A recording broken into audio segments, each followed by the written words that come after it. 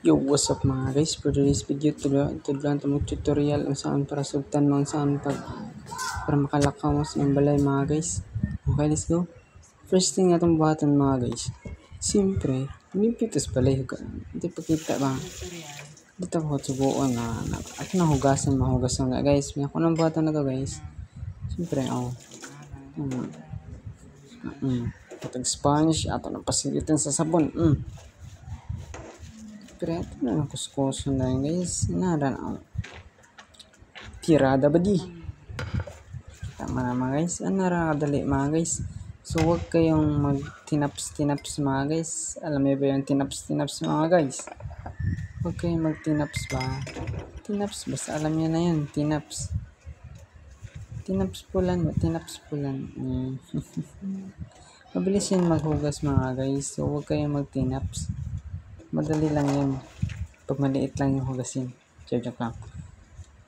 Maliit man o marami yung hugasin. Madali lang yun mga guys. Sipagan nyo lang. Huwag kayo puro anong ulam. Mga guys ba para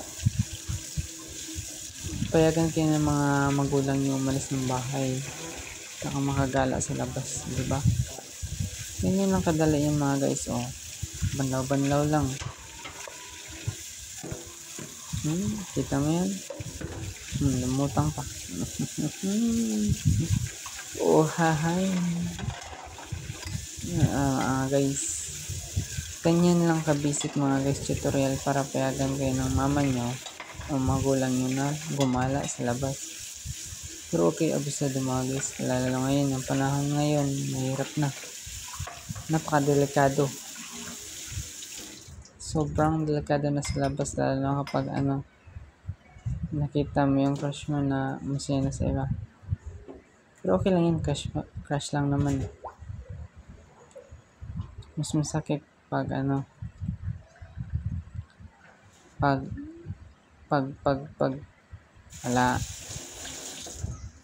mas masakit pag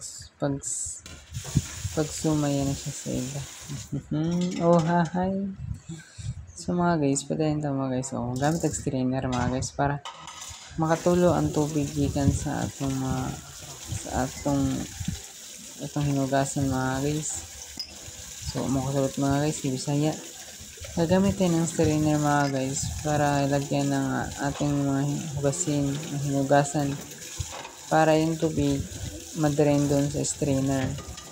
Okay? So mga guys, wala tayong choose, nilagay na lang yung plato dun sa lagayan kasi importante yung baso yung madrain. Diba? Mabilis lang yun mga guys. Kita nyo naman yung maliit na square diba sa lagayan ng plato. Pag nakadrain na, pwede mo yun kunin tapos ibalik mo na lang pagkatapos mo itapon yung tubig dun. Ganyan lang kabilis mga guys. Tapos hugasan nyo lang yung pinahugasan nyo, yung lababo. Tapos done. Second tutorial mga guys. Mga guys, dapat mag-map din kayo mga guys. Ayan, sira pa yung map ko. Hi, let's go. Tama mga guys, ging yan guys. Tirada ba di? Paspasi. Birahi tirada. Piti lagi. Mga guys, hindi nyo maaram kasi di kayo makasabot sa kung Tagalog ba Bisaya ako mga guys. Kita mo yung gaano kabilis kapaspas ako mag-map sa mga salog guys. So mo kapala huwag kayong mag-alala kasi magaling naman ako mag-Tagalog tsaka mag-Bisaya. So karon guys, kanto na sa kwarto. Kasi natapos na ako, ganun lang kabilis mga guys. Di ba? Nag-teleport tuloy ako dito sa kwarto tapos ito magmamap naman tuloy tayo mga guys. Yan yung pinaka-effective na exercise mga guys para ma-build yung mga muscle natin sa katawan, no? Kita mo yan? Ang payat ko na kasi yung muscle ko nawala kasi napunta sa utak. Joke lang. Ganyan lang yung kadali mag-map mga guys. Yun yung technique up and down swipe. So kaya nahuman naman ito mga guys. Goods na to. Anong ulam?